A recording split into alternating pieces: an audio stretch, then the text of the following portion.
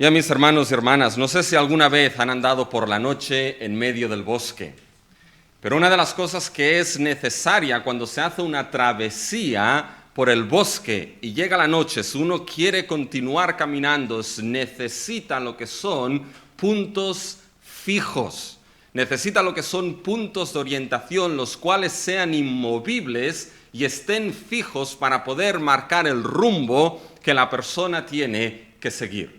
Y uno de aquellos puntos fijos, uno de aquellos puntos inmovibles, cuando uno viaja por la noche y no hay nubes en el cielo, es precisamente la estrella polar. La estrella polar marca el norte y si se dan cuenta es aquel punto fijo alrededor del cual el resto de constelaciones giran. Por eso la estrella polar es un punto fijo en el cual uno puede anclar su dirección y su camino en medio de las sombras de la noche. Y mis hermanos, lo que es la vida cristiana muchas veces es un caminar donde hay luz y es un caminar donde hay sombras. Es un caminar donde hay éxitos y es un caminar donde hay fracasos.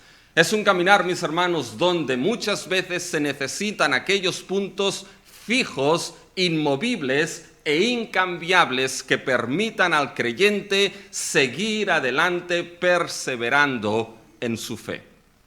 Y es precisamente ese texto que hemos leído de Hebreos 6, del versículo 13 al versículo 20, donde el autor va a mostrar a sus oyentes y nos va a mostrar a nosotros que Dios nos ha dado dos cosas las cuales no cambian, las cuales son fijas para que podamos seguir adelante perseverantes en nuestra fe hasta el fin de la esperanza que ha sido puesta delante de nosotros.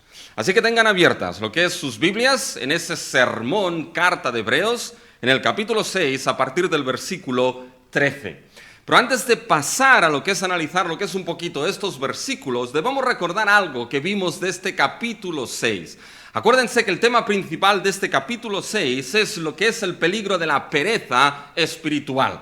Si se acuerdan, el autor estaba advirtiendo a sus lectores, advirtiendo a sus oyentes de lo que era el peligro de ser perezosos espiritualmente, porque les advirtió de que el gran peligro de la pereza espiritual es que puede llevar a uno a lo que es la última forma de pereza espiritual. Y la última forma de pereza espiritual el autor le llamó apostasía, es decir, ese rechazo consciente, ese rechazo voluntario de todos los elementos básicos, de todos los elementos constituyentes de la fe y la obediencia a la fe del Evangelio de nuestro Señor Jesucristo.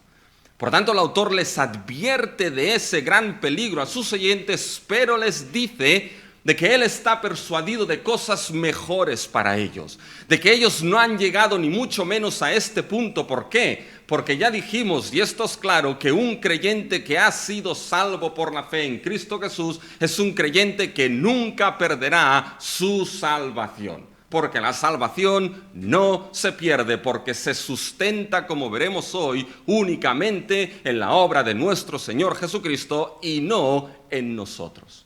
Por tanto, el autor les dice que está persuadido de cosas mejores para ellos y por lo tanto les anima a que esa diligencia que mostraron en el pasado en su fe y en su vida, esa diligencia y perseverancia la sigan mostrando en el presente, para un propósito muy claro, para el propósito que vemos en el versículo 12 del capítulo 6. Fíjense lo que ahí dice el autor en el versículo 12, justo el versículo previo a nuestro texto en el día de hoy. Sed diligentes, seguid adelante. ¿Con qué propósito? ¿Con qué resultado? Versículo 12. A fin de que no os hagáis perezosos. ¿Se dan cuenta? A fin de que no caigáis en esa pereza espiritual, sino, por el contrario, seáis algo, hagáis algo, sino que seáis imitadores de aquellos que por la fe y la paciencia heredan las promesas. ¿Se dan cuenta? El autor les está diciendo, sed imitadores, buscaros modelos de que por la fe y la paciencia llegaron a heredar esas promesas. Y es que los modelos, mis hermanos, son muy importantes. No esos modelos que salen en las revistas, estos no sirven de nada, ¿ya? Modelos importantes. La Biblia nos habla de que buscarnos modelos es importante, modelos a imitar. Y uno puede tener malos modelos y el camino que tomará no será muy bueno, o buenos modelos. Y es precisamente lo que el autor les dice aquí, a fin de que no os hagáis perezosos, sino que seáis imitadores de aquellos que en su vida, por medio de la fe y por medio de la paciencia, constante y perseverantemente llegaron a heredar las promesas que Dios les dio. Y uno de esos ejemplos a imitar, mis hermanos, es precisamente el ejemplo de Abraham. Y aquí es donde entra nuestro texto en el versículo 13, porque cuando Dios hizo la promesa a Abraham, Abraham va a ser uno de esos ejemplos a imitar de fe y de paciencia. Y en ese ejemplo de Abraham, Dios le dio dos cosas que el autor va a mencionar. Le dio dos cosas para que Abraham perseverase pacientemente para heredar lo que es esas promesas. Lo que le dio Dios a Abraham fue precisamente la palabra de la promesa y después le dio su juramento a Abraham. Sobre estas dos cosas vamos a ver que Abraham podía continuar en su vida de fe y esas dos cosas son las mismas que Dios ha dado a todo creyente para seguir adelante en su vida de fe. La promesa de la palabra de promesa y el juramento de Dios. Por tanto, con esa pequeña introducción, mis hermanos, vamos a destacar dos cosas de estos versículos que hemos leído. Primero, la palabra de la promesa y el juramento que Dios nos dio como herederos de las promesas. Y segundo, el propósito de la palabra de la promesa y el juramento que Dios nos dio como herederos de la promesa. Fíjense, el primero, esa palabra de la promesa y ese juramento de Dios que nos fue dado a los creyentes como heredero de las promesas de Dios. Y fíjense que el autor, a partir del versículo 13, sitúa el ejemplo de Abraham.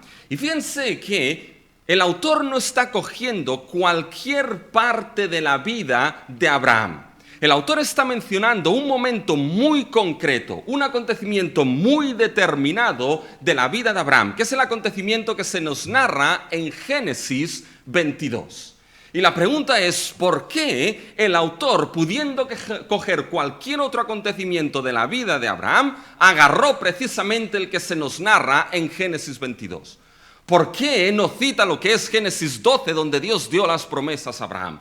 ¿Por qué no cita Génesis 15 o Génesis 17, donde Dios menciona el pacto de Dios con Abraham? ¿Por qué mencionar como trasfondo Génesis 22? Y la razón de ello, mis hermanos, es porque en Génesis 22 sucede algo que en el resto de la historia de Abraham no sucede. En Génesis 22 lo que sucede es que Dios ratifica la palabra de la promesa a Abraham. Y ratifica esa palabra de la promesa a Abraham estableciendo un juramento. Algo que previo a la historia de Abraham no se había dado. Fíjense si leen Génesis 22, que ha sido nuestra lectura congregacional en el día de hoy. Fíjense en Génesis 22, los versículos del 15 al 17. Se nos dice, y llamó el ángel de Jehová a Abraham por segunda vez desde el cielo y le dijo, por mí mismo he jurado, dice Jehová, que por cuanto has hecho esto y no me has rehusado tu hijo, tu único hijo, de cierto te bendeciré y multiplicaré tu descendencia como las estrellas del cielo y como la arena que está en la orilla del mar, y tu descendencia poseerá las puertas de sus enemigos. ¿Se dan cuenta lo que Dios le dijo a Abraham? Por cuanto has hecho esto, no me has rehusado tu hijo, tu único hijo, yo he jurado por mí mismo, te bendeciré y te multiplicaré. Esto sucede únicamente en Génesis 22. Y son estas dos cosas, la palabra de la promesa y el juramento de Dios, lo que el autor ahora va a tomar. Por lo tanto, la primera pregunta que debemos hacernos aquí es ¿cómo funcionan esas dos cosas en la vida de Abraham y en la vida de todo creyente? Primero, ¿cómo funciona lo que es la palabra de la promesa? Y mis hermanos, la palabra de la promesa de Dios es la absoluta certeza para heredar las promesas de Dios. Esa palabra de la promesa va a funcionar como la absoluta certeza para poder heredar esas promesas. Fíjense que esto lo vemos en los versículos del 13 al 15, mis hermanos. Fíjense que en el versículo 13 se nos dice que cuando Dios hizo las promesas a Abraham, y piensen un poquito en la vida de Abraham. Si tienen la vida de Abraham delante de ustedes, esas promesas fueron hechas en Génesis 12. En Génesis 12 Dios le dijo a Abraham, vete de tu tierra a la tierra que yo te mostraré. Dice, y te bendeciré, y haré de ti un gran nombre, haré de ti una gran nación, y serás bendición, y a través de ti serán benditas todas las familias de la tierra. Después en Génesis 15 y en Génesis 17, lo que hizo Dios fue cerrar en pacto esas promesas que Dios le había dado en Génesis 12. Por tanto, en Génesis 15 y en Génesis 17 vemos como Dios cierra en pacto, se compromete en pacto a cumplir esas promesas que le ha dado a Abraham. Ahora bien, para que esas promesas se llevasen a cabo, había algo que era esencial. Había algo que no podía faltar. ¿Y saben lo que era? Era esencial para que esas promesas se diesen de que Abraham tuviese un descendiente. Era necesario de que hubiese simiente que proviniese directamente de Abraham, y Abraham y Sara no tenían ningún hijo. Era importantísimo que hubiese simiente, que hubiese descendencia. Era importantísimo que hubiese un hijo que fuese el heredero de las promesas de Dios. Un hijo que fuese en el cual se sustentasen todas las promesas de Dios. Y ese hijo que Dios le dio a Abraham como heredero de la promesa fue precisamente Isaac. Isaac era el heredero de la promesa, en quien Dios continuaría esas promesas que le dio a Abraham. Y a lo largo de toda su vida, llegamos entonces a Génesis 22, el trasfondo de nuestro texto, mis hermanos. Y después de una vida de éxitos y de una vida de fracasos, porque el tema de Agar estaba por ahí en medio. Una vida de éxitos y fracasos, una vida de fe con sus altos y sus bajos, porque mis hermanos, esta es la vida de fe. Tenemos nuestros altos y tenemos nuestros bajos. Después de toda esta vida llega Génesis 22 y Dios le pide la cosa más extraña a Abraham. ¿Qué es lo que le pide? Le pide que le entregue y que le sacrifique a su único hijo, a su hijo amado, después de lo que les costó, mis hermanos, después de lo que les costó, después de que era el único en el cual se sustentaban las promesas de Dios, llega Génesis 22 y Dios le dice a Abraham, Abraham, sacrifícame a tu único hijo. ¿Y qué es lo que hizo Abraham, mis hermanos? Abraham cogió el burrito, la maderita, y se fue hacia el monte, al monte Moria. E Isaac le preguntó, Padre, ¿dónde está el cordero? ¿Y qué es lo que le dijo Abraham? Tranquilo, Dios se proveerá del cordero. Hoy Dios lo hizo, mis hermanos, no en ese momento, más tarde. Pero fíjense, mis hermanos, de que Abraham estaba dispuesto a entregar a su único hijo a Dios. ¿Saben por qué? Porque al final de su vida, al final de esa carrera de fe, mis hermanos, Abraham había llegado a la conclusión de algo. Abraham había llegado a la conclusión de que Dios no fallaría en cumplir la palabra de su promesa, de que Dios no iba a fallar. Y Abraham, mis hermanos, creía que incluso si Dios tenía que devolver a Isaac de la muerte, lo haría para llevar a cabo el cumplimiento de la palabra que le dio. Y fíjense que esto no lo digo yo, lo dice el mismo libro de Hebreos. Vayan a Hebreos 17 y verán, mis hermanos, lo que ahí Abraham tenía en la cabeza cuando quizás subía a ese monte para sacrificar a su hijo. Fíjense en Hebreos, en el capítulo 11, mis hermanos, no 17, porque no hay 17. Capítulo 11 de Hebreos, a partir del versículo 17. Fíjense, Hebreos 11, 17. Por la fe, Abraham, cuando fue probado, ofreció a Isaac, y el que había recibido la promesa ofrecía a su unigénito, habiéndosele dicho: en Isaac te será llamada descendencia. Y ahora escuchen el versículo 19. Pensando que Dios es poderoso para levantar aún de entre los muertos, de donde en sentido figurado también le volvió a recibir. ¿Se dan cuenta lo que Abraham creía y tenía en mente? En Isaac le dijo: te será llamada descendencia. Ahora ofrécemelo. Parecía que la promesa se acababa, que la herencia de la promesa terminaba, porque el hijo heredero de la promesa iba a morir. Pero Abraham creyó que incluso si Dios tenía que devolver a Isaac de la muerte, lo iba a hacer para cumplir su palabra. Y mis hermanos, la gran conclusión de Abraham, la gran fe de Abraham fue que llegó a la conclusión de que Dios no fallaría en su palabra, de que la palabra de la promesa no fallaría. Llegó a la convicción de que la palabra de Dios y el Dios de la palabra no fallarían en lo que ellos habían establecido. ¿Y saben? Dios le demostró eso a Abraham, que su palabra no fallaría. ¿Y cómo se le demostró? Se le demostró, mis hermanos, jurando sobre sí mismo. Por cuanto no me has rehusado a tu hijo, fíjense, por mí mismo he jurado, dice Jehová, que por cuanto has hecho esto y no me has rehusado a tu hijo, tu único hijo, yo te bendeciré. Dios ahora le va a demostrar de que su palabra no va a fallar.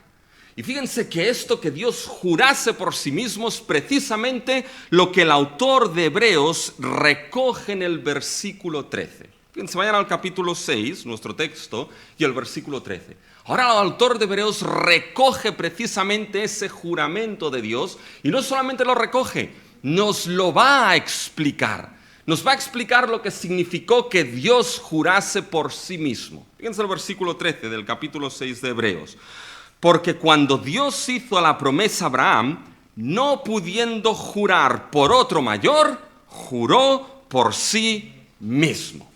Ahora, antes de ver un poquito esto, mis hermanos, tenemos que entender un poco el contexto cultural de aquel tiempo, del Medio y Antiguo Oriente. ¿Por qué se hacían esos juramentos, mis hermanos? Cuando se establecía algún acuerdo, cuando se establecía algún pacto en el Antiguo y Medio Oriente, mis hermanos, aquellos que establecían un pacto lo que hacían generalmente era apelar a una autoridad mayor que ellos. Solían jurar por una autoridad mayor que ellos. Si eran dos personas que entraban en pacto, que tenían algún acuerdo, ese pacto, lo veremos, se cerraba apelando a una autoridad mayor. Y generalmente las autoridades mayores que solían apelarse, las autoridades mayores por las cuales solía jurarse, solían ser siempre las divinidades. De tal manera que esa autoridad mayor, esa divinidad mayor por la cual se juraba, entonces esa autoridad mayor se convertía en lo que era el guarda, la garantía, el vigilante de que aquello que se había jurado se llevase a cabo. Fíjense que esto lo vemos mucho en lo que son las películas, ¿ya? Sobre todo cuando hay los juicios ya en Estados Unidos, ¿ya? Se presenta ahí el testigo y ¿qué es lo primero que le hacen? Le ponen la Biblia y tiene que poner su mano y levantar la mano derecha. ¿Y qué es lo que le dicen? ¿Jura usted decir la verdad, toda la verdad y nada más que la verdad? ¿Y qué suele decir la persona? ¿Que se lo cree usted? No, bueno, suele decir, lo juro. Pero fíjense que esto lo hacen con la mano en la Biblia. No sé si ahora esto ha cambiado, pero lo hacen en la mano en la Biblia. ¿Y qué significa esto? Que su juramento está apelando a una autoridad mayor. En ese caso está apelando a la autoridad de Dios. Por tanto, Dios sería la autoridad que vigila de que aquello se cumpla. Es el guarda que vigila que aquella palabra se lleve a cabo. Nosotros, nuestros políticos, cuando juran lo que es la Constitución y sus cargos delante del rey, tiempo atrás, ya básicamente lo hacían con crucifijos y muchos ahí y todo, pero lo hacían básicamente con la Biblia, ¿ya? De tal manera que su juramento de su cargo y de guardar la Constitución se hacía bajo la salvaguarda y la vigía de la autoridad mayor, no del rey, sino del Rey de Reyes, Dios mismo. Ahora ya no se jura con la Biblia, y así nos van las cosas, mis hermanos, que estamos como en el periodo de jueces, que cada uno hace como bien le parece, ¿ya? En las 17 autonomías. ¿Ya? Pero fíjense, mis hermanos, que estará la idea de jurar por uno mayor. Ahora, cuando llegamos a Dios, nos encontramos con un problema. Y cuando llegamos a Dios, el problema que nos encontramos es que ¿por quién jura Dios mayor que Él? Si no hay nadie mayor que Dios. Y eso es lo que el versículo 13 dice. Fíjense, porque cuando Dios hizo la promesa a Abraham, no pudiendo jurar por otro mayor. ¿Por qué? Porque no hay nadie mayor que Dios. No hay nadie más grande que Dios. No hay nadie que tenga una autoridad mayor y suprema que el Dios que ha creado los cielos y la tierra y que gobierna todas las cosas. Por lo tanto, no pudiendo jurar, apelar a una autoridad mayor, ¿qué es lo que hizo Dios? Lo tuvo bien claro, juró por sí mismo. Por lo tanto, ¿qué es lo que estaba diciendo ahí Dios cuando juró por sí mismo? Mis hermanos, Dios se estaba poniendo Él mismo, su propia persona, su propio ser, como el guarda, el vigía, el vigilante y la garantía de lo que ahora iba a decirle a Abraham, iba a cumplirse. ¿Y cómo juró Dios por sí mismo? Fíjense, mis hermanos, que nos lo dice el versículo 14. No pudiendo jurar por otro mayor, juró por sí mismo, diciendo, así es como Dios juró por sí mismo, diciendo, de cierto te bendeciré con abundancia y te multiplicaré grandemente. Fíjense lo que sucede aquí entre el versículo 13 y 14. Mis hermanos, aquí la misma palabra de la promesa de Dios se convierte en lo que es ese juramento mismo de Dios sobre su propia persona. Ahora Dios es aquel que va a ser el vigilante y el guarda de que esa palabra de la promesa se lleve a cabo. ¿Y saben lo que es lo curioso? Que la manera en cómo se expresa aquí la promesa que le dio es una promesa que lo que nos muestra es absoluta y completa certeza. Y la Reina Valera lo ha intentado reflejar. Fíjense cómo lo dice la Reina Valera en el versículo 14. De cierto te bendeciré con abundancia y te multiplicaré grandemente. Si tenemos que coger este texto literalmente, ¿saben lo que Dios está diciendo? Está diciendo, bendiciéndote te bendeciré y multiplicándote te multiplicaré. Claro, si nosotros lo traducimos así no tiene mucho sentido. Pero el énfasis está recogiendo algo que aparece en el texto hebreo de Génesis 22. ¿Y saben qué? Solamente esa certeza, porque eso de bendiciéndote te bendeciré, multiplicándote te multiplicaré, es la idea que Dios le está diciendo a Abraham. Abraham, he jurado por mí mismo que con toda certeza y sin duda alguna voy a bendecirte. Y con toda certeza y sin duda alguna te multiplicaré. No hay duda en ello, Abraham. ¿Saben? Ese énfasis de certeza solamente aparece así en Génesis 22. Dios le dio muchas veces la promesa a Abraham, en 12, en 15, en 17, pero ese énfasis seguro que lo voy a hacer, te bendeciré y te multiplicaré, sin duda alguna, solo está de esa manera expresada en el original en Génesis 22. Y uno se pregunta, ¿por qué allí? ¿Y saben por qué, mis hermanos? La razón de esa certeza en la palabra de la promesa de Dios, Dios lo ha dicho, es porque Dios juró sobre sí mismo. Por lo tanto, Dios mismo y su persona Es la certeza, la salvaguarda de que esa promesa va a cumplirse.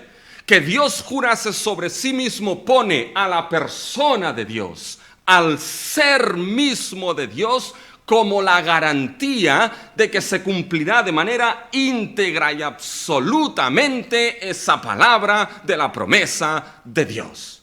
Y mis hermanos, es que era la palabra de la promesa de Dios, no la palabra de la promesa del ser humano. Y como es la palabra de Dios que juró sobre su propia persona, es una palabra que está totalmente garantizada en su cumplimiento. Porque la palabra y el Dios de la palabra no pueden ser desquebrajados el uno del otro. Dios mismo es la garantía de que su palabra vaya a cumplirse, porque una de las cosas que veremos que Dios no va a hacer y no puede hacer es fallar y mentirse a sí mismo. Y con esa certeza, fíjense lo que sucede en el versículo 15. Con esa certeza absoluta de la palabra de Dios jurada sobre sí mismo, fíjense el versículo 15. Y habiendo esperado con paciencia, alcanzó la promesa. Aquí hay algo que la Reina Valera pierde. Es un pequeño conector, pero literalmente el versículo 15 está diciendo, y de esta manera. Cuando lo entendemos así, fíjense, una en el versículo 14 y el versículo 15 con esta manera. Dice, diciendo, de cierto, con abundancia te bendeciré y te multiplicaré grandemente. Y de esta manera, pacientemente, Abraham alcanzó la promesa. ¿Se dan cuenta? Mis hermanos, lo que motivó a Abraham a con paciencia, y esa palabra paciencia es muy importante, porque la vida de Abraham tuvo sus años, ¿ya? Tuvo sus años. Y mis hermanos, para llegar al cumplimiento, a alcanzar esa promesa, que aquí es la idea de que su hijo no fue sacrificado, sino que lo recibió, y por tanto la promesa seguía en el hijo de la promesa, que era Isaac, hubo paciencia en la vida de Abraham. Pero ¿qué motivó que Abraham con paciencia siguiese adelante? ¿Qué motivó que Abraham, mis hermanos, llegase a alcanzar esa promesa? ¿Saben lo que lo motivó? Le motivó la certeza absoluta de que la palabra de Dios se cumpliría y no fallaría. Lo que permitió que Abraham siguiese adelante no fue su propia capacidad, no fue que tenía una super fe, mis hermanos. Lo que motivó y permitió que Abraham siguiese adelante es que la palabra de la promesa era la absoluta certeza y garantía de que iba a alcanzarla, porque Dios así juró sobre él. Y mis hermanos, esa certeza de la palabra de la promesa que Abraham tenía es la misma certeza que nosotros como creyentes tenemos, mis hermanos. Esa palabra de la promesa de Dios. Y no piensen aquí en la promesa de Dios a corto plazo. Eso que le dio Dios a Abraham, mis hermanos, son promesas en el plan redentor de Dios. Son promesas en la gran historia de la salvación de Dios.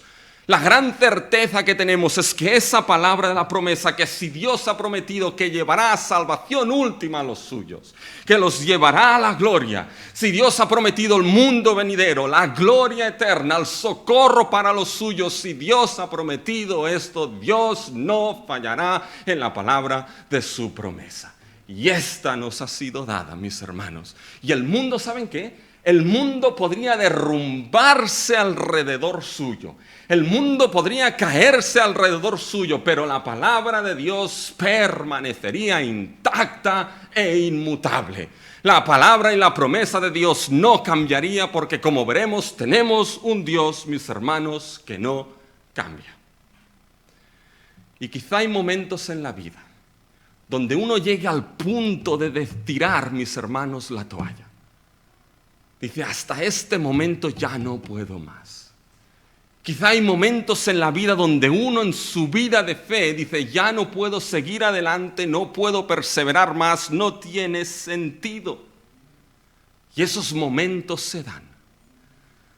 Pero en esos momentos Dios ha dado algo que es absoluta certeza. Y lo que Dios dio es que su palabra no fallará. Por lo tanto, mis hermanos, esta palabra segura de las promesas redentoras de Dios que ahora veremos cumplidas en Cristo no van a fallar. Esto, mis hermanos, es perseverancia y ánimo para nuestra vida. Pero Dios dio una segunda cosa. No solamente dio su palabra como certeza absoluta de heredar esa promesa, sino su juramento. Y el juramento de Dios es el medio para saber lo inmutable de su propósito. Fíjense, seguimos leyendo, mis hermanos. Fíjense ahora en el versículo 16. Lo que ahora va a hacer en el versículo 16 el autor va a ser explicarnos un poco más ese jurar por sí mismo. Y nos lo va a situar, mis hermanos, en el contexto cultural de aquel tiempo. Y nos va a decir, esto es lo que los hombres hacían cuando había un pacto, cuando había una controversia. Fíjense en el versículo 16. Porque los hombres ciertamente juran por uno mayor que ellos. Esto ya lo hemos dicho, apelaban a una autoridad mayor. Dice, y para ellos el fin de toda controversia es el juramento para confirmación. ¿Qué es lo que el autor está diciendo aquí, mis hermanos? En esos pactos, en esas controversias que había, el final, el cierre de ese pacto siempre se hacía con un juramento. Y ese juramento podía hacerse o bien de palabra, que es el caso que nos encontramos en Génesis 22, juró diciendo te multiplicaré, o ese juramento podía hacerse bien con algún símbolo, con algún ritual, con alguna cosa. ¿Ya? Era o de palabra o era con algún tipo de símbolo. Ahora bien, ese juramento final era como el sello que cerraba lo que se habían comprometido a realizar en ese pacto. Por eso era el fin de la controversia. Es decir, tú y yo hemos llegado a este acuerdo con el juramento final finito. Hasta aquí llegamos. Por tanto, habiendo jurado por uno mayor, ese juramento implicaba que si se rompía y no se cumplía lo que se había determinado, esa autoridad mayor por la que se había jurado, entonces la persona que había roto el pacto estaba sujetada al castigo, al juicio, a la ira de esa autoridad mayor por la cual se había jurado. ¿Sí? ¿Lo entienden? Por tanto, el juramento, en cierta manera, era un juramento que tenía que ser irrompible, aunque el ser humano lo rompía, ¿ya? Irrompible, porque había uno mayor que vigilaba y controlaba que eso se llevase a cabo y se cumpliese.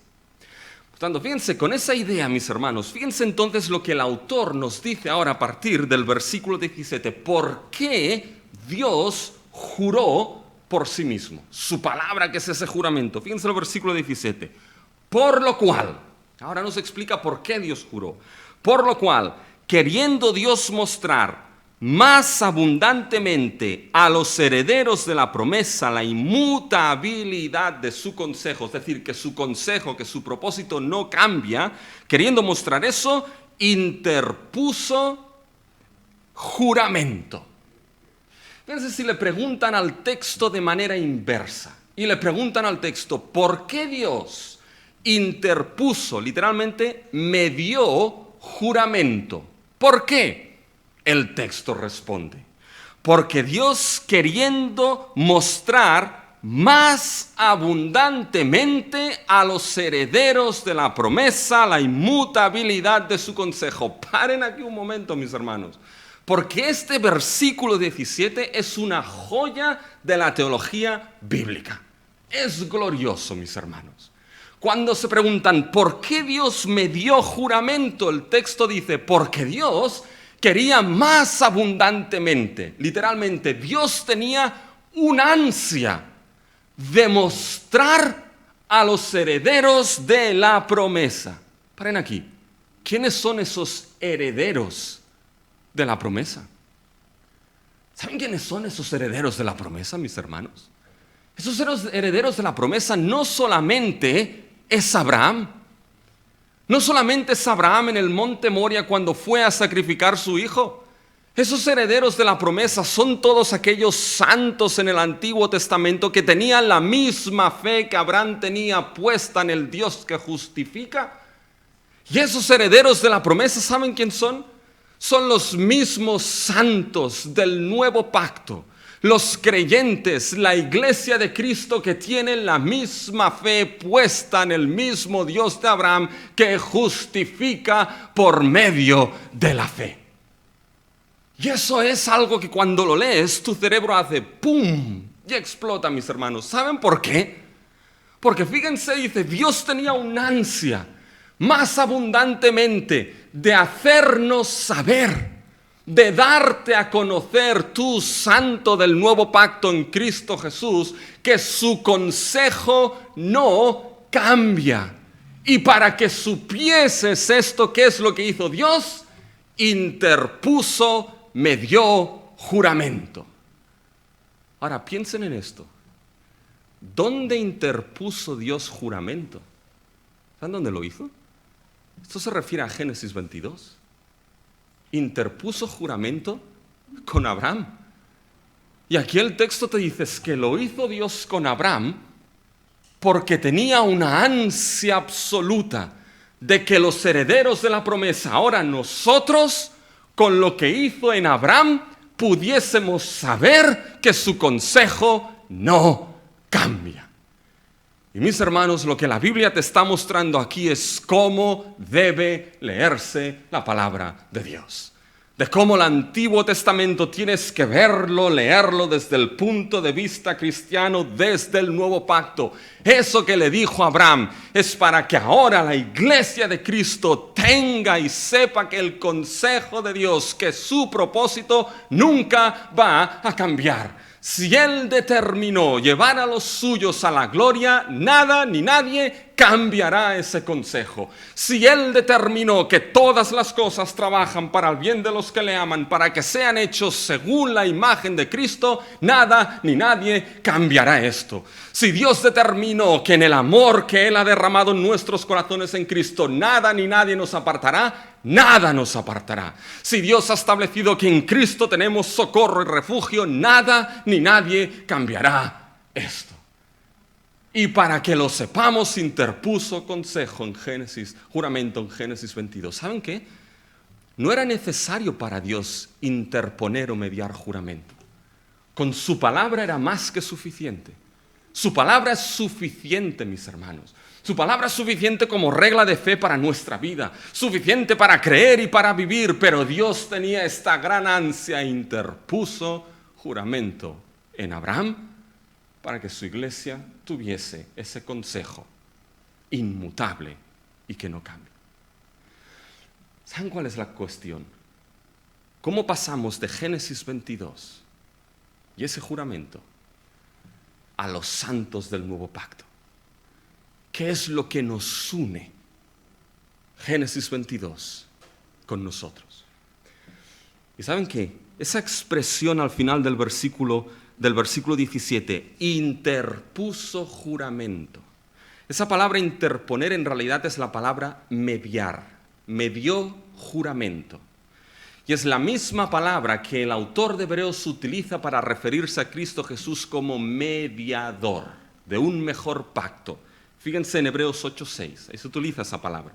Dice, pero ahora tanto mejor ministerio es el suyo, se refiere al de Cristo, cuanto es mediador de un mejor pacto establecido sobre mejores promesas. Por lo tanto, en cierta manera, ese juramento que interpuso, mis hermanos, Dios a Abraham en Génesis 22, haya su cumplimiento en aquel que interpuso como mediador, que es Cristo Jesús. Pero ¿saben? No es la palabra primeramente mediar la que nos une Génesis 22 con nosotros. Lo que nos lo une es precisamente la palabra jurar. Porque ¿saben qué, mis hermanos? Ese juramento hecho a Abraham en Génesis 22 es un juramento que se cumple en lo que aparece en el versículo 20 de nuestro texto. Fíjense cuando dice, donde Jesús entró por nosotros como precursor, hecho sumo sacerdote para siempre según el orden de Melquisedec. ¿Saben lo que Dios juró, mis hermanos? lo que Dios juró y no se arrepentirá jamás, lo que Dios juró, mis hermanos, es poner a su Hijo, a su único Hijo, como sumo sacerdote para siempre a favor de los suyos. Eso juró Dios. ¿Quieren verlo? Vayan a Hebreos 7. Les intento mostrar, mis hermanos, que la Biblia se lo dice, no soy yo. Fíjense en Hebreos, mis hermanos, capítulo 7. Y fíjense el versículo 21. Fíjense lo que Dios juró allí. Porque los otros ciertamente sin juramento fueron hechos sacerdotes, pero este se refiere a Cristo, este con el juramento del que dijo, juró el Señor y no se arrepentirá, tú eres sacerdote para siempre, según el orden de Melquisedec. Mis hermanos, el juramento que Dios interpuso con Abraham, de que su promesa y su palabra se cumpliría en el nuevo pacto, se cumple para nosotros en Cristo Jesús como nuestro sumo sacerdote. Para Abraham se cumplió ¿de qué manera? Que entregó a su hijo e Isaac fue librado de la muerte. Y Abraham vio como las promesas seguirían adelante en el hijo que fue librado de la muerte y del sacrificio.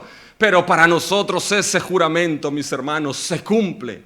Se cumple en el único hijo, en el amado Hijo del Padre, el cual él no libró de la muerte, sino que en un monte y en una cruz el eterno Hijo de Dios murió y derramó su sangre en un nuevo pacto para perdón de nuestros pecados. Derramó su sangre en aquella cruz para que mis pecados, tus pecados, fuesen borrados y blanqueados como la nieve. Sufrió en aquella cruz para que la ira de un Dios santo fuera removida de encima tuyo. Exclamó, Padre, Padre, perdónalos porque no saben lo que se hacen. Y cuando uno mira la cruz y le parece que las promesas han acabado, el Hijo, el único Hijo de Dios, ha muerto en aquella cruz, pero Dios juró por sí mismo que cumpliría su promesa. Y lo que Dios juró lo llevó a cabo. Y el Hijo que murió en la cruz fue resucitado por el Padre, mis hermanos. La muerte no lo pudo sostener y fue resucitado y sentado a la diestra misma de la majestad como nuestro sumo sacerdote eterno según el orden de Melquisedec. Y Dios no se arrepentirá de esto. Y en él, en Cristo Jesús levantado y exaltado, está la seguridad de todas y cada una de las promesas de la palabra de Dios, que son sí y amén en nuestro Señor Jesucristo. Y nuestra esperanza es viva, y nuestra fe es viva, y nuestras promesas, mis hermanos, podemos seguir adelante con una fe viva, porque Cristo Jesús, que las sustenta y las cumple, vive y vive para siempre. Por lo tanto, la pregunta aquí, ¿de verdad dejarás de perseverar sabiendo que Dios juró en su Hijo Jesucristo que esas promesas se cumplirían y no fallarían? ¿De verdad dejarás de seguir adelante en tu fe sabiendo que Jesucristo tiene toda nuestra esperanza? ¿De verdad mirarás a otro? ¿De verdad mirarás a otro sitio, a otro individuo, a otra persona para perdón y salvación, cuando Dios juró solamente que en su Hijo había perdón y salvación para el pecador que con arrepentimiento se acerca a Él? ¿De verdad mirarás a otro?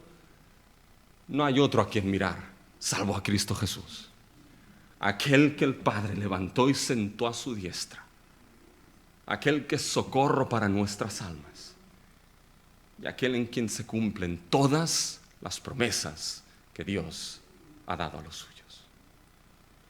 Y este juramento y esta palabra es de gran ánimo para nuestras vidas. Pasamos al segundo punto, que es el propósito. El propósito de la promesa y el juramento de Dios para los herederos de la promesa. Y fíjense, primero, ¿en qué se basa el propósito? Fíjense ahora a partir del versículo 18. Aquí viene el propósito. Esto que nos ha dado Dios, ¿qué propósito tiene? Fíjense el versículo 18. ¿Para qué? En ese para qué marca el propósito. para que por dos cosas inmutables en las cuales es imposible que Dios mienta, tengamos un fortísimo consuelo los que hemos acudido para asirnos de la esperanza puesta delante de nosotros. Fíjense, primeramente, antes de decirnos el propósito, nos dice en qué se basa. El propósito es tener un fuertísimo consuelo. Pero ¿en qué se basa ese propósito? Fíjense que se basa en dos cosas inmutables. Fíjense, ¿para qué? Por dos cosas inmutables. ¿Cuáles son estas? Ya nos lo ha dicho el autor. La palabra de la promesa y el juramento que Dios interpuso. Esas dos cosas son inmutables. ¿Y qué significa esto? Que no cambian, que no varían, que siempre van a ser las mismas. Y aquí el autor nos enfrenta con lo que es la doctrina de la inmutabilidad de Dios. ¿Qué es la doctrina de la inmutabilidad de Dios, mis hermanos? Es la doctrina que dice que Dios no cambia. Así, rápido, una lección de teología sistemática. La inmutabilidad, Dios no cambia, pero Dios no cambia en su ser, ¿vale? ¿En quién es Él? Dios siempre será amor. Dios siempre será misericordia, Dios siempre será justicia, Dios siempre será santo. No cambia y no hay fluctuaciones en Dios. Hoy es santo pero un poco menos santo y mañana es un poco más santo. No, es constantemente y para siempre santo, constantemente y para siempre amor. No cambia en ese sentido. Y por lo tanto, no cambian su ser y no cambian sus propósitos. Porque los propósitos de Dios fluyen de quién es Él. Por tanto, como Dios es misericordioso y eternamente y constantemente misericordioso, todo pecador que con arrepentimiento genuino se acerca a Él encontrará misericordia y perdón para sus pecados. Y porque Dios es justo eternamente y constantemente justo eternamente, mis hermanos, todo pecador que no se arrepiente, Dios no dará por inocente al culpable, porque es constante y eternamente justo. Ahora bien, Dios no cambia en sus propósitos y en su ser, pero sí cambia en sus relaciones. Porque si no fuese así, tendríamos un problema. Porque ahora imagínense que Dios no pudiese cambiar en sus relaciones y de repente se acerca un pecador muy arrepentido. Señor, me arrepiento de mis pecados. Y el Señor le dice, sí, te has arrepentido, quiero perdonarte, pero como no puedo cambiar porque soy justo, pues al infierno. No, fíjense que no, en sus relaciones cambia. ¿Por qué? Si un pecador arrepentido se acerca a Él, Dios cambia de no perdón a perdón. ¿Por qué? Porque en su ser es siempre misericordioso y su propósito es perdonar a aquel pecador que arrepentido se acerca a Él. ¿Se dan cuenta? Por tanto, fíjense que aquí nos acerca con lo que es la doctrina de la inmutabilidad y nos dice que hay dos cosas que son inmutables, su palabra y su consejo. Y fíjense que si Dios, como hemos dicho, ha prometido llevar a los suyos a la gloria, eso no cambiará. No habrá nada ni nadie que cambie esto. Y nosotros como seres humanos estamos acostumbrados a que las cosas cambien, mis hermanos. Vivimos en un mundo que es un mundo cambiante, un mundo que no es estable, un mundo, mis hermanos, que son arenas movedizas y que un día por el otro cambia inmediatamente. Las estaciones del año cambian, se van repitiendo, pero cambian. Ahora va a llegar el carolet, como dicen, ¿ya? Ahora va a llegar el calorcillo, mis hermanos. Y después vendrá el frío, las cosas cambian. Vivimos en una sociedad donde los valores cambian. ¿Por qué? Porque no hay nada absoluto. Lo que hoy es bueno, mañana es malo. Lo que hoy es malo, mañana es bueno. Las cosas cambian y no hay nada. El ser humano, mis hermanos, cambia más que el día. Cambia físicamente. No sé si se han mirado al espejo. Yo me he mirado. Haces bien, ¿ya? Entonces el ser humano cambia físicamente, pero es que cambia más, mis hermanos, emocionalmente. Nos levantamos con el pie izquierdo quizá 3 días de los 5 días de la semana, mis hermanos, cambiamos. Los políticos, mis hermanos, cambian, si no lo sabían, cambian y lo cambian todo, mis hermanos. Fíjense, por lo tanto, que las cosas cambian. Cambiamos la ropa del armario constantemente. Tenemos ropa de invierno, ropa de primavera, ropa de otoño, ropa de verano, mis hermanos. Cambiamos la ropa, pero Dios no cambia. Porque Dios no forma parte de esa creación. El creador es distinto a la creación. Y esas dos cosas que son inmutables, fíjense, mis hermanos, que la cuestión por la que son inmutables es porque en ellas Dios hay algo que no puede hacer. Fíjense lo que no puede hacer Dios en el versículo 18. Para que por dos cosas inmutables en las cuales es imposible que Dios mienta. ¿Se dan cuenta? Cuando hablamos de que Dios es omnipotente, a veces decimos que Dios puede hacer todo y cualquier cosa. Esa no es la omnipotencia. Dios no puede hacerlo todo, en el sentido de que Dios no puede hacer aquello que es contrario a quien es Él mismo. Dios no puede mentir, porque eso sería ir en contra de quién es Él, que es absoluta verdad. Por tanto, el hecho de que por esas dos cosas Dios no pueda mentir, la cuestión es ¿por qué Dios no puede mentir en su palabra y en su juramento? ¿Saben por qué? Porque el autor ya nos lo ha dicho. Porque Dios juró sobre sí mismo. Dios es la garantía y por lo tanto, como Dios no cambia, su palabra y su juramento no cambian. Como Dios es verdad, su palabra y su juramento es absoluta verdad para siempre, mis hermanos. Como Dios en ese sentido es verdad y veracidad, fíjense que su palabra será siempre verdad, veracidad y nunca cambiará. Y aquí con eso es donde entramos al propósito que esto nos da en nuestra vida. Es el propósito de darnos un fortísimo consuelo para nuestra esperanza. Fíjense, ahora podemos ir a ello. Fíjense el versículo 18. ¿Para qué?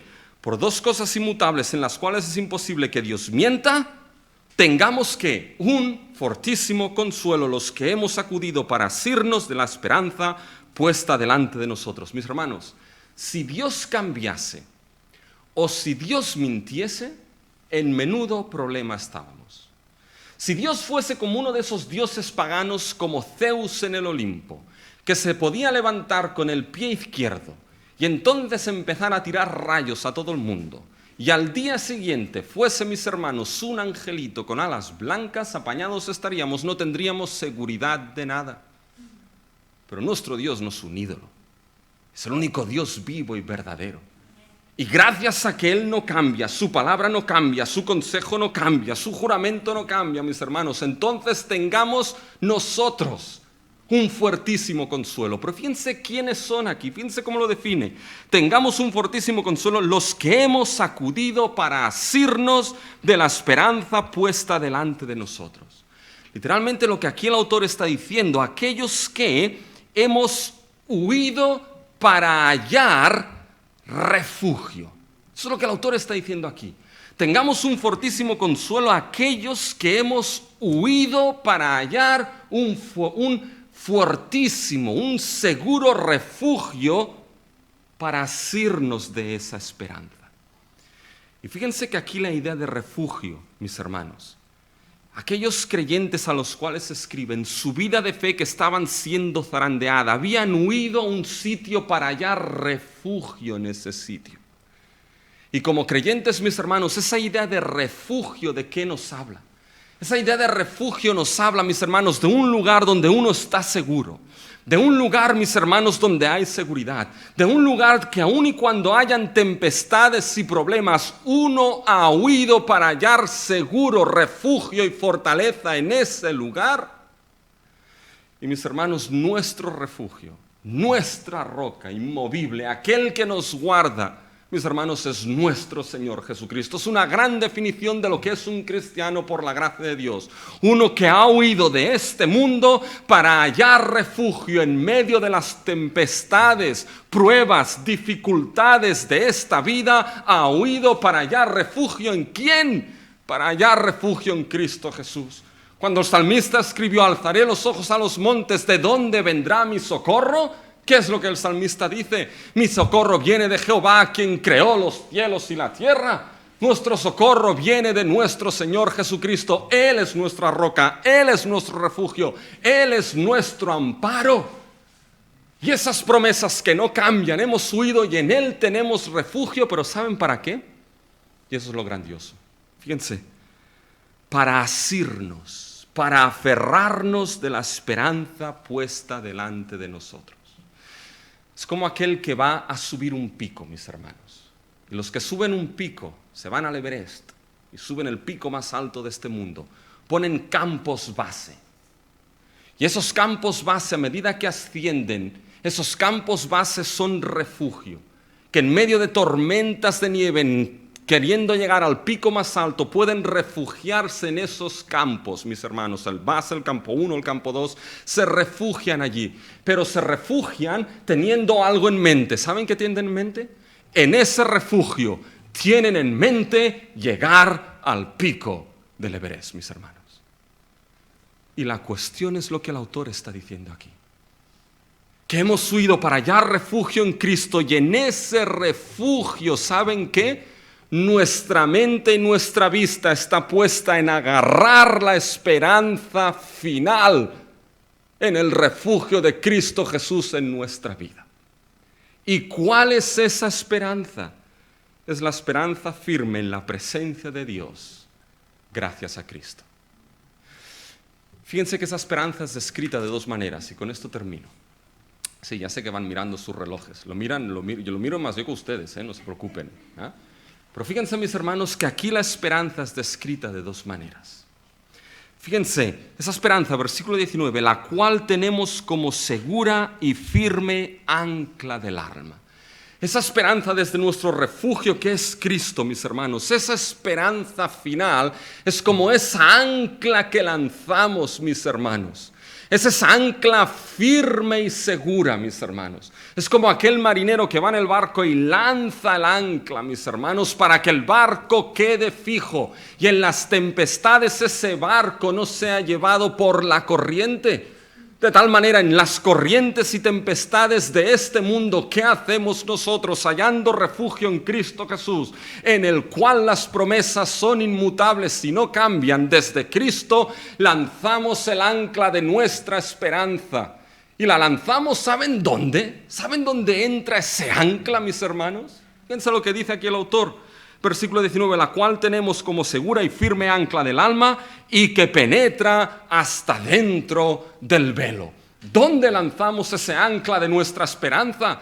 Lo lanzamos, mis hermanos, pasado lo que es el velo del lugar santo al lugar santísimo. Esa ancla llega hasta la misma presencia de nuestro Dios, mis hermanos. Y al igual que los marineros lanzan el ancla y no saben dónde va a llegar, ha de haber una roca, ha de haber algo que es ancla. Coja, mis hermanos, por la fe nosotros lanzamos el ancla y pasa el velo al lugar santísimo y se ancla. ¿Saben dónde se ancla? ¿Qué había en el lugar santísimo, mis hermanos? Estaba la presencia de Dios, estaba el arca del pacto. Nuestra esperanza es diferente al ancla de los marineros. Fíjense lo que dice Calvino. Dice, nuestra esperanza se levanta y vuela de manera ascendente, porque no encuentra nada en este mundo donde agarrarse. No puede permanecer en las cosas creadas, sino únicamente encontrar descanso en Dios. Pero ¿saben dónde se ancla el ancla de nuestra esperanza? Miren el versículo 20. Donde Jesús entró por nosotros como precursor, hecho sumo sacerdote para siempre según el orden de Melquisedec. Donde mi esperanza y tu esperanza se ancla en la persona de nuestro Señor Jesucristo, quien traspasó el velo antes que tú y yo por su muerte y su resurrección, y ahí se sentó a la diestra de la majestad, y ahí está nuestro Señor Jesucristo, para que cuando nuestra esperanza se lanza como ancla, Cristo Jesús toma esa esperanza, y aun y los vaivenes de esta vida y las dificultades en la fe, el creyente no se mueve porque Cristo tiene el ancla de nuestra esperanza cogida y agarrada hasta la eternidad misma. Y gloria a Dios por ello, mis hermanos. De tal manera que cuando caminas en la oscuridad de este mundo, cuando caminas en las pruebas de fe de este mundo, mi querido hermano y hermana, mi querida iglesia, tenemos la palabra de Dios y su juramento que no cambia. Y tenemos a nuestro Señor Jesucristo que resucitó, y Él es quien tiene el ancla de nuestra esperanza inmovible hasta el fin. De tal manera que persevera, hermano y hermana, hasta el fin. Y si esa ancla no la conoces, Cristo Jesús, oramos que sea la gracia de nuestro Dios aquel que te lleve a contemplar que Cristo Jesús es el único en el cual hay salvación, en el cual hay esperanza y en el cual hay certeza eterna.